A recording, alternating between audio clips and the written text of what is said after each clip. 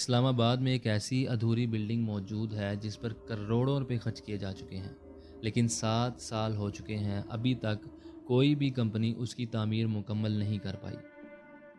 سرکاری ریکارڈ میں وجہ لکھی ہے انتظامی مسائل، لیکن جب نعمان بھائی نے وہاں پر فورمین کے طور پر کام شروع کیا تو ان کو معلوم ہوا کہ اصل وجہ فائلوں میں نہیں چھاپی گئی بلکہ دیواروں پر لکھی گئی ہے۔ آئیے شروع کرتے ہیں۔ آج سے تقریباً 7 سال پہلے اسلام آباد میں ایک بڑی ہاؤسنگ اسکیم کا پروجیکٹ شروع کیا گیا تھا، جو ایسی خوفناک وجہ سے رک گیا تھا جو ہمیں پہلے پتہ چل جاتی تو شاید میرے ساتھی کنسٹرکشن ورکرز بچ جاتے۔ میں تقریباً 12 سال سے کنسٹرکشن کے شعبے میں کام کر رہا ہوں۔ کراچی سے لے کر پشاور تک درجنوں پروجیکٹس دیکھ چکا تھا، اس لیے میں بھوت پریت والی باتوں پر کبھی یقین نہیں کرتا تھا۔